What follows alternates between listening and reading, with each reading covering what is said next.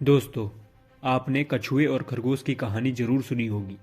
Just to remind you, short में यहाँ बता देता हूँ। एक बार खरगोश को अपनी तेज चाल पर घमंड हो गया।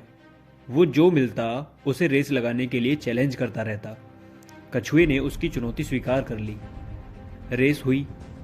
खरगोश तेजी से भागा और काफी आगे जाने पर पीछे मुड़कर देखा। कछुआ कहीं आता नजर नहीं आया। उसने मन ही मन सोचा, कछुए को तो यहाँ तक आने में बहुत समय लगेगा, चलो थोड़ी देर आराम कर लेते हैं। और वह एक पेड़ के नीचे लेट गया। लेटे लेटे कब उसकी आंख लग गई पता ही नहीं चला। उधर कछुआ धीरे धीरे मगर लगातार चलता रहा। बहुत देर बाद जब खरगोश की आंख खुली तो कछुआ फिनिशिंग लाइन तक पहुंचने वाला था। खरगोश तेजी से भागा, लेकिन तब तक बहुत देर हो चुकी थी और कछुआ रेस जीत गया। Moral of the story, slow and steady wins the race. धीमा और लगातार चलने वाला रेस जीतता है।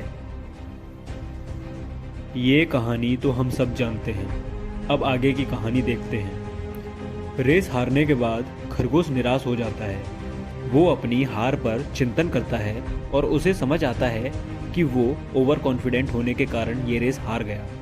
उसे अपनी मंजिल तक पहुंचकर ही रुकना चाहिए था। अगले दिन वो फिर से कछुए को दौड़ की चुनौती देता है। कछुआ पहली रेस की जीत पर आत्मविश्वास से भरा होता है और तुरंत मान जाता है। रेस होती है। इस बार खरगोश बिना रुके अंत तक दौड़ता है और कछुए को एक बहुत बड़े अंतर से हराता है। Now moral of the story, fast and consistent will always beat the slow and steady. तेज और लगातार चलने वाला धीमे और लगातार चलने वाले से हमेशा जीत जाता है। यानी स्लो एंड स्टडी होना अच्छा है, लेकिन फास्ट एंड कंसिस्टेंट होना और भी अच्छा है। फॉर एग्जाम्पल, अगर किसी ऑफिस में इन दो टाइप्स के लोग हैं तो वे ज़्यादा तेज़ी से आगे बढ़ते हैं, जो फास्ट भी हैं और अपने फील्ड में कंसिस्टेंट भी हैं। कहानी अभी बाकी है मेरे दोस्त। इस बार कछुआ कुछ सोच विचार करता है और उसे ये बात समझ आती है कि जिस तरह से अभी रेस हो रही है वो कभी भी इसे नहीं जीत सकता। वो एक बार फिर खरगोश को एक नई रेस के लिए चैलेंज करता है, पर इस बार जो रूट डिसाइड होता है वो खरगोश के अकॉर्डिंग नहीं बल्कि कछुए के अकॉर्डिंग डिसाइड होता है। रेस शुरू होती है। खरगोश तेजी से तय स्थान की ओर भागता है, पर उस रास्ते में एक तेज धार नदी बह रही होती है। बेचारे खरगोश को वहीं रुकना पड़ता है। खरगोश धीरे धीरे चलता हुआ वहां पहुंचता है, आराम से नदी पार करता है और लक्ष्य तक पहुंचकर रेस जीत जाता है। Moral of the story, know your core competencies and work accordingly to succeed. पहले अपनी स्ट्रेंथ्स को जानो और उसके मुताबिक काम करो, जीत जरूर मिलेगी। फॉर एग्जाम्पल, अगर आप एक अच्छे वक्ता हैं तो आपको आगे बढ़कर ऐसे अवसरों को लेना चाहिए जहां पब्लिक स्पीकिंग का मौका मिले। ऐसा करके आप अपनी ऑर्गेनाइजेशन में तेजी से ग्रो कर सकते हैं।